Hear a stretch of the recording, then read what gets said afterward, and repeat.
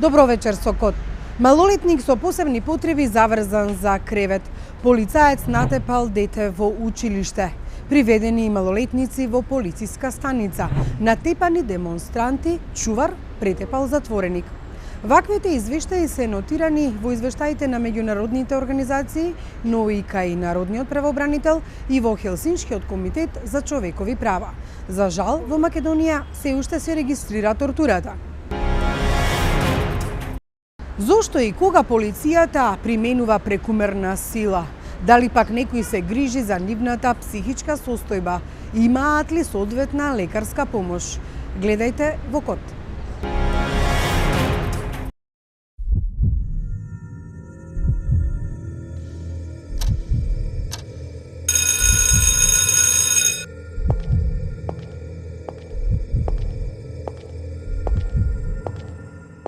Овие инсерти се реконструкција, но инцидентот е вистинит. Се случил во едно основно училиште во Скопје.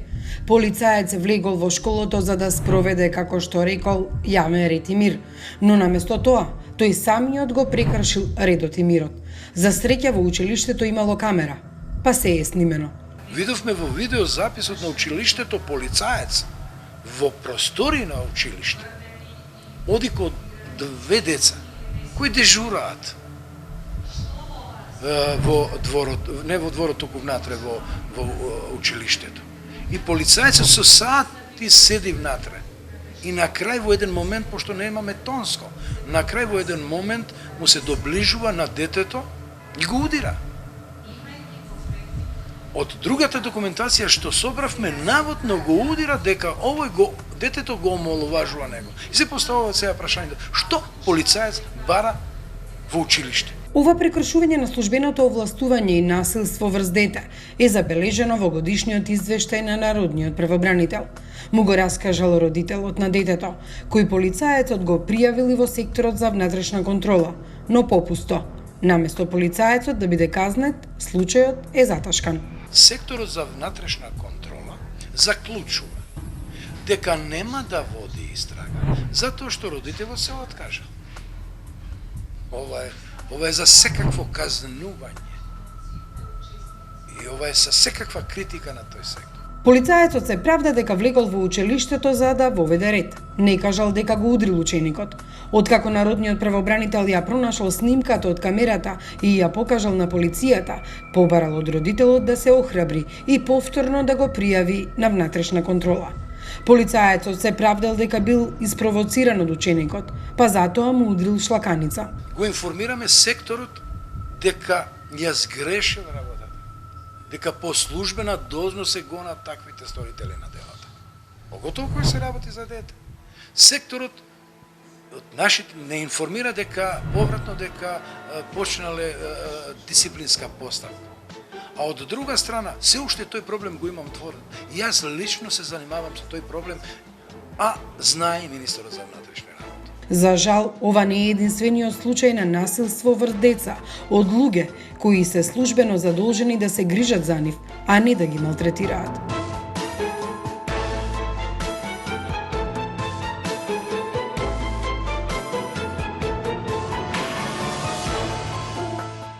Малолетник пронајден врзан за кревет со јаже. Детето било глувонемо, а лекарите од Центарот за заштита и рехабилитација Бања Банско, наместо да го лекуваат, диагностицирале дека јажето е лек за него. Се правдале оти детето е хиперактивно. Детето Леон Рамповски, кое што се уште се наоѓа во заводот Топанско поле. Значи тоа беше глувонемото дете кое што беше пронајдено во Бања Банско врзано од страна на Народниот правобранител.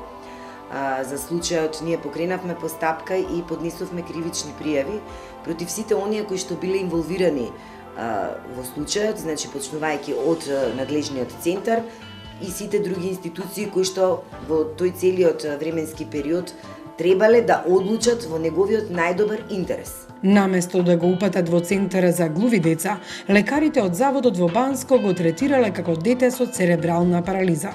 По извештајот од Народниот правобранител, случајот е пријавен кај јавниот обвинител, кој според Хелсиншкиот комитет донел одлука која ги шокирала. На наше големо изненадување дека мерката врзување за кревет била неопходна за да се заштити безбедноста, односно се заштити детето кое што наводно е хиперактивно и други образложенија кои што немаат буквално никаква врска со она што представува елемент на кривичното дело за кој што ги поднесовме ние кривичните пријави. Хелсиншкиот комитет подготвува апликација за да го поднесе случајот во Европскиот суд за човекови права. Малиот Леон, кој е сираче, е сместен во Центарот за рехабилитација во Топанско поле, оставен во рацете на институциите, кои не покажаа стручност ниту во проценката, ниту во третманот на едно глувонемо дете.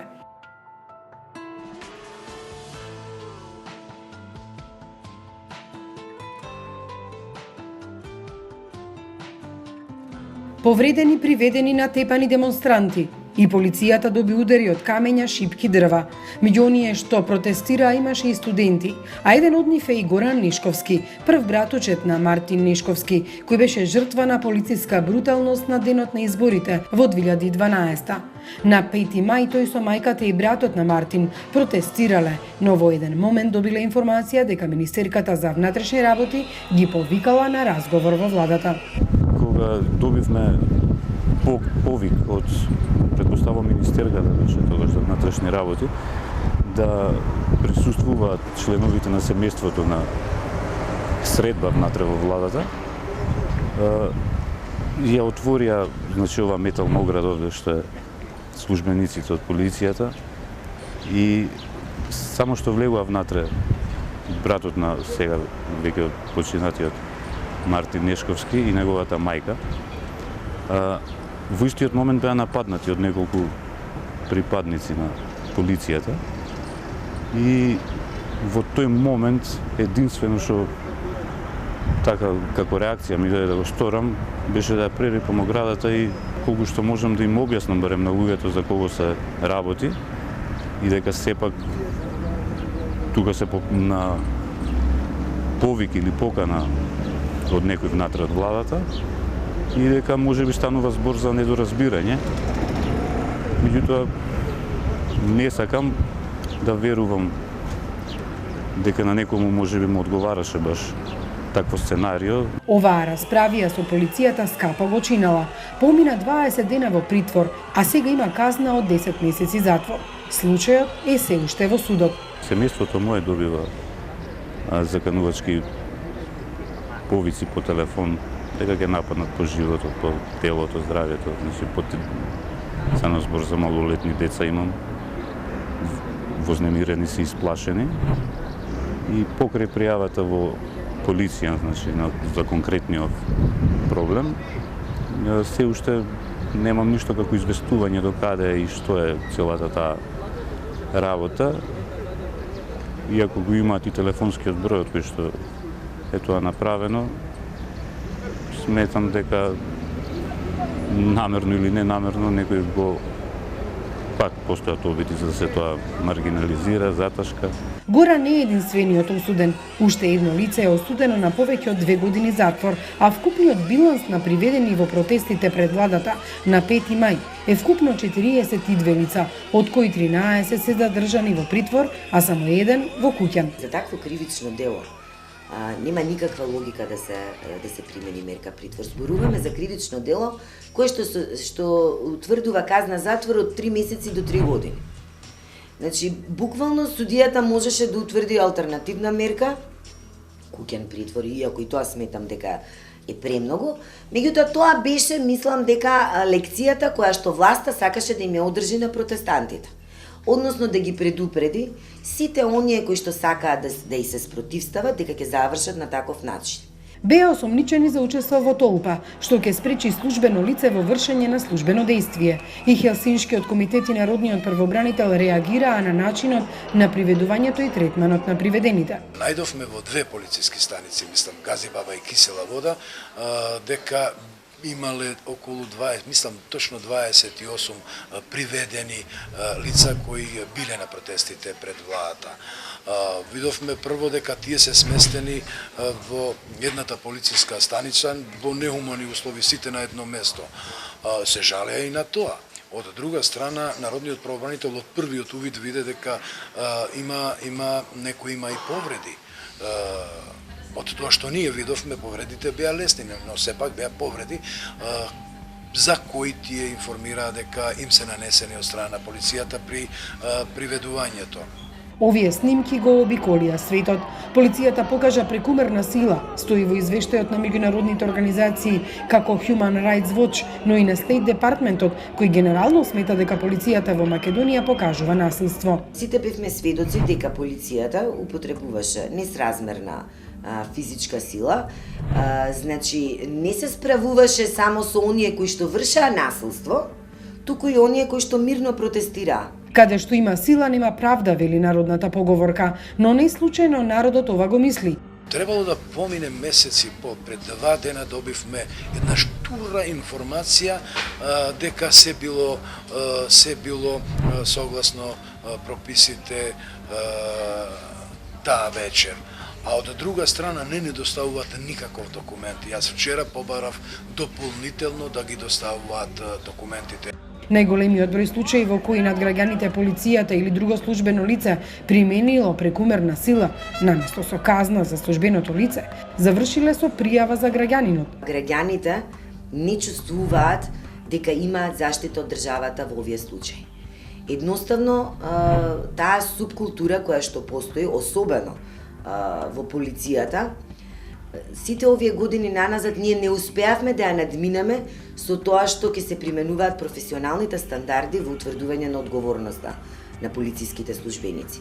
На Република Македонија и фали сериозен контролен инструмент или механизам за полициската бруталност. Во текот на првите 9 месеци од оваа година, секторот на Министерството за внатрешни работи за внатрешна контрола и професионални стандарди забележа 52 поплаки против полициски службеници за употреба на прекумерна сила. Се покажа основа за кривично дело против 5 полицајци за прекумерна употреба на сила. Судот допрва треба да донесе пресуда за нивните случаи. Ова е наведено и во извештајот на State Departmentот, објавен неодамна. Како се развиваше постапката, дали полицајците брутално настапија и дали полицајците прекумерно употребија сила. Таа постапка е нигде. Што прави секторот за внатрешна контрола? А народниот правобранител нема таква моќ по однос на човечки и други ресурси за да може да врши квалитетни истраги, да влезе во МВР. Сите оние кои што ќе го сторат таквиот чин, уште повеќе се охрабрени да продолжат да го вршат тоа, бидејќи не следува никаква санкција, а и санкциите кои што се утврдуваат се само козметика. Најголемата вина за бруталното постапување на полицајците Нешковски ја гледа во оние кои им ги издаваат наредбите на полицајците, а не во самите полицајци. Не би ја обвинил генерално полицијата за... Не би ја ставил на обвинителна клупа, меѓутоа, познавајќи како работат, нели, по хиерархиски систем издавање на наредби и послушност, сепак вината може да се побара во некој од одговорните надредени од повисок степен таму, пред се мислам на министерката.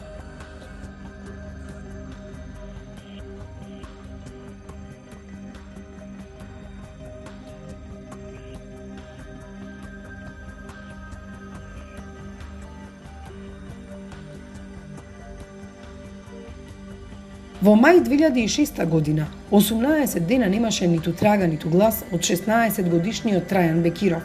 Полицајците го бркале, па завршил удавен во Вардар. Остро реагираа единствено ромските невладини организации, а полицијата молчеше и ги заштити припадниците на МВР. Од случајот на Трајан Бекиров поминаа речиси 20 години. Тој остана символ за полициска бруталност и страв. За жал, ваквите случаи во Македонија се уште се повторуваат.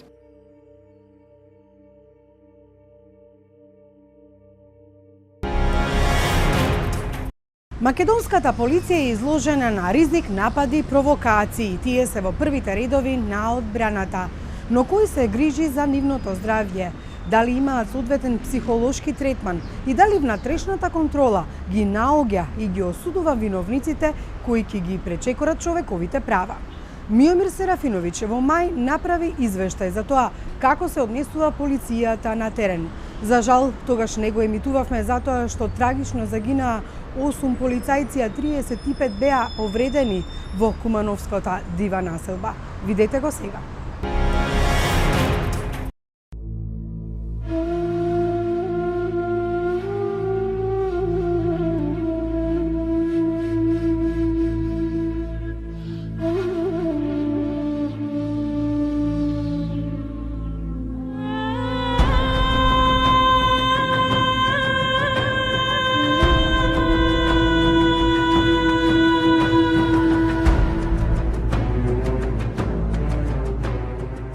Први на уличниот фронт, последни во напад, повредени, ама и повредуваат. Ова е профил на било кој македонски полицаец, кој бил, кој сега е и кој и во иднина ќе биде меѓу граѓаните кои протестираат и власта од која граѓаните се незадоволни. А во таа работа треба да влезат ослободени од притисокот на политиката, економската криза, приватните проблеми и да се држат само до законот. Полицајците по дефиниција треба да бидат партиски неопределени и да бидат вистински професионалци. Професионализмот не дозволува искалување на личните чувства. Тој е полицаец. Има задача и должен да ја изврши задача. Кога е на работа, полицискиот службеник е должен да го спроведува законот. Едно сваќање дека полицискиот службеник треба да биде супермен, значи да биде некој што може све, тогаш е јасно дека оваа професија е прилично сложена.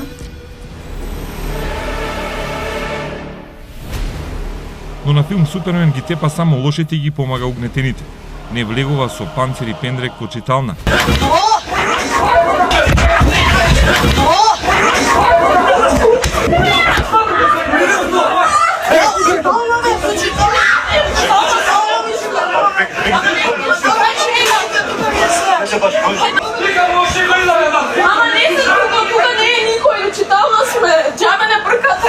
Ниту пак стои додека некој го мава со железна шипка или го гаѓа со бекатонска плоча. А сето тоа беше дел од полициската работа оваа недела. Тоа беа предизвиците, но по нив останаа и повреди од пендреци, шамари или колено во бубрек додека се ставаа лисици на рацете. Дури 28 од вкупно 30 приведени сметале дека полицајците го претерале, ем ги совладале, ем потоа ги тепале.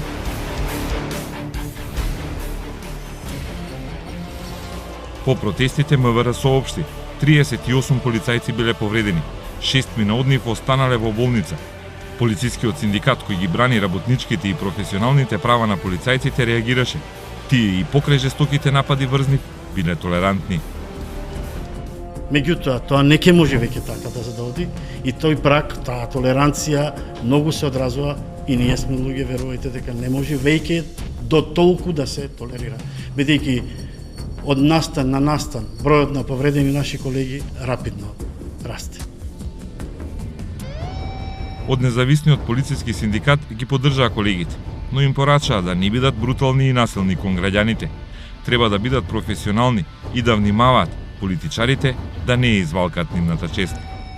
Нека внимаваат што работат во наредниот период, прво ради нивната лична безбедност, ради не дај Боже нивни повреди. Не треба да се случи нешто што се случувало во многу држави во светот во вакви едни периоди кај што агресијата од страна на полицијата, прекумерната употреба на сила била основа за огромни тужби по приватен основ од страна на граѓани, за што нема да може Министерството за внатрешни работи да ги одбрани. Сепак поделбите и по овој протест не престана. МВР, например, со своите описи инсистираше протестите против полициската бруталност, инспирирани од опозицијските бомби за убиството на Мартин Ешковски, да бидат оквалификувани само и исклучиво како насилни. И тоа организирани од страна на опозицијата. Иако оваа слика е од тогаш, иако припадниците на ИБР тргнуваат во акција, група мирни демонстранти седи пред нив со кренати раце. Од друга страна имаше и чести коментари дека полицијата го тепа својот народ. Но во суштина за упатените тоа е ступидна изјава. Тоа е изјава која предизвикува одреден револт кај граѓаните. Зошто го велам ова? Па затоа што македонската полиција не може да оди во Словенија и во Словенија да интервенира, да тепа словенци. Да оди во Хрватска да тепа хрвати. Полицијата е онаа институција која со закон е овластена да го заштити уставниот поредок, да го заштити јавниот ред и мир, да спречи извршување на кривични дела. А никој не се обиде да влезе во свеста на полицајецот во актуелната македонска состојба. Слушаат на бомбите на Заев како функционери ја распродаваат нивната чест за изборен резултат. Имаат проблеми со својот паричник. Впрочем, кога ќе се извадат сите додатоци од платата на обичен полицаец, како што се 30% за овластувањата, проценти за стаж или дежурства, според синдикалецот Делчев, излегува дека основицата на полициската плата е околу 15.000 денари. И на крај луѓето имаат свое мислење за полицајците, кое секако не е позитивно. Релативно лош имидж во јавноста, кој што секаде во светот е присутен, а тоа е дека сваќањето на полицајците како бескрупулозни, корумпирани, лоши и така натаму. А дури 85% од граѓаните во истражувањето на Факултетот за безбедност одговориле дека постои злоупотреба на службените овластувања од страна на полицијата и другите безбедносни органи. Истражувањето е спроведено пред протестите, пред сликите кои го обиколи и светот, и се постави прашањето дали полицијата постапи ефикасно. Кога почнаа да маваат со стапови и со метални шипки, тука нема, велам, тоа е само моја проценка на еден, би рекол, неутрален наблудувач. Полицијата можеби требаше порано да интервенира во смисла на одвојување на насилниците и нивно тргнување од толпата. На крај се знаеше само точната бројка на повредени полицајци, 38. Тоа за нив секако е стрес, а психологот на Факултетот за безбедност вели дека во такви ситуации веднаш треба да се направи заеднички состанок на сите повредени полицајци. Освен здравствената помош која што треба да им се понуди, веднаш треба да им се понуди и психолошка подршка и помош, за да во така наречен психолошки дебрифинг, нели, тоа се обично работи во група, каде што се работи со група на луѓе кои што преживеале ист стрес, би требало да се емоционално, нели, да се растоварат од тој емоционален багаж. Но кај нас тоа е мисловна именка. Полицајците тешко се одлучуваат да побараат психолошка помош и кога се жртви, но и кога тие удираат по жртвите. Тие се вплотени, тие се единица, тие се еден со друг се помагаат, се поддржуваат, се заштитуваат при интервенцијата. И никој нема храброст да се откажи заради лични слабости или одредени стравови кои се јавуваат во такви ситуации. Бидејќи, нели, имидж на полицајецот е дека тој треба да биде супермен, дека треба да биде силен, дека не треба да покажува емоции и така натаму. Кога се случува да полициските службеници имат некаков проблем, тие во главном го кријат, нели, затоа што сметаат дека тоа е знак на слабост, особено ако се работи за емоции како што се бес и депресија, например. Со психолошка помош им се помогне на полицајците, во иднина бесот да не им биде водилка во односот кон демонстрантите од другата страна на барикадата, а во нивниот опис на работното место не се само демонстрации, туку и бркање криминалци, помагање при природни непогоди, но и страф од контрола. Се бара од полицајецот исклучителна концентрација, односно прецизност, почитувајќи ги практично и правилниците, а и огромен број на подзаконски акти, со што има обврска и одговорност да не погреши, затоа што му висат на врат и внатрешна контрола, му виси на врат и приватна тужба од некој од граѓаните. Психологијата порано се изучувала како предмет во средното полициско училиште и на полициската академија.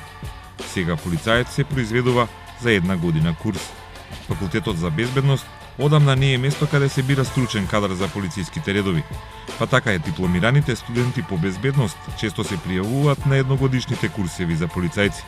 На еден од последните конкурси за едногодишни курсеви за полицајци се случило очекуваното. Најдобриот и најдобрата курсистка биле дипломирани безбедњаци. Полициската кариера ја започнале наместо со факултетска диплома, само како завршени средношколци, а конкурирале затоа што сакале да бидат во полицијата. Сега во син униформа ќе ги извршуваат задачите. Заедно со околу 14.000 полицајци се на стресното работно место, со само неколку психијатри во МВР, иако законот бара постојана контрола. Ние со Законот за внатрешни работи од 2010 година предвидовме задолжително психолошко тестирање за сите полициски службеници. Барем еднаш во година. Стресот лесно води кон експлозија, а во многу земји на полицајците им се нуди психолошка помош. Така и во Словенија од 1998. Освен тој антистрес програм има тренинзи за релаксација, за медитација, за физичка активност, потоа се нудат програми кои што воопшто ќе ја зголемат нивната добробит, например, учат како да бидат добри партнери, како да бидат добри родители и така натаму. Значи не само во врска со професијата, се со цел, нели, да бидат што поотпорни на стрес. Таква помош им се нуди бидејќи праксата во западните земји покажала едно правило. Полицајците живеат кратко, често се разведуваат, често вршат самоубиства, често се семени насилници. Кај нас таква статистика не се води, иако има слични показатели во полициските билтени.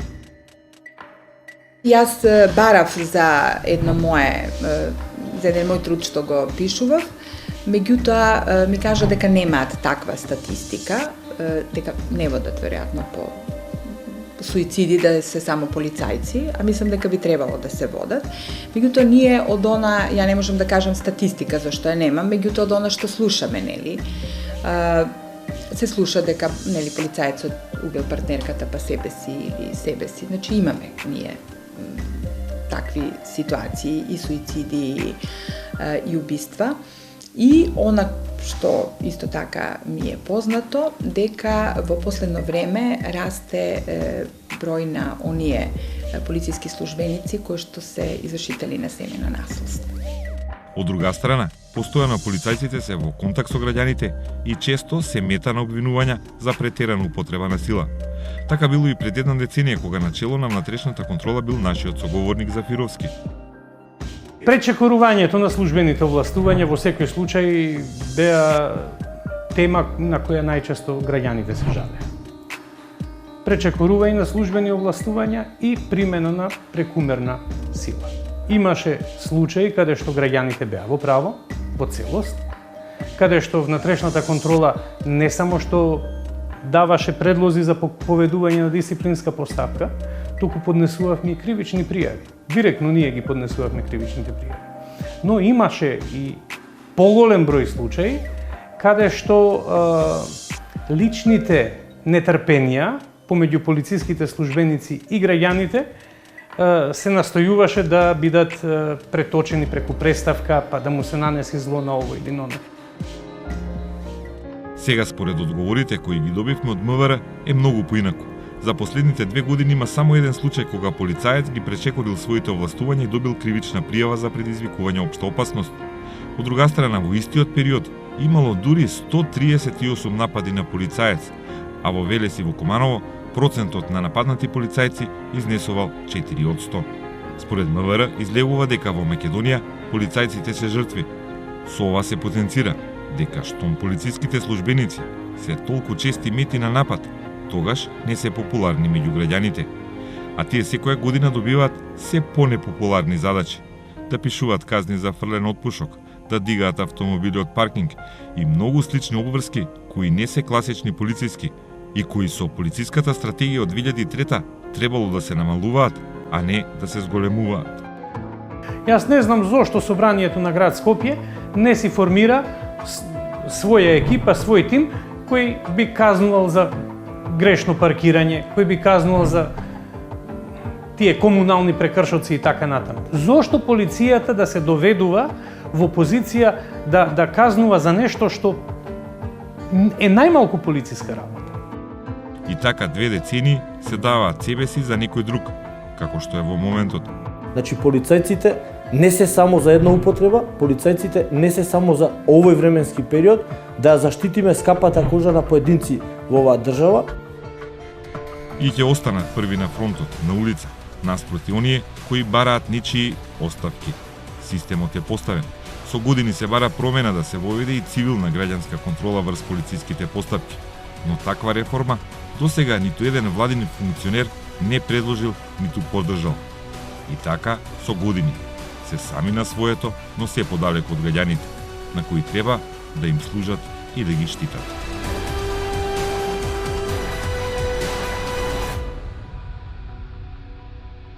Ви благодариме што бевте и со оваа емисија на Код, последна за сезонава. Следната ќе биде во септември. Ви посакуваме убаво лето.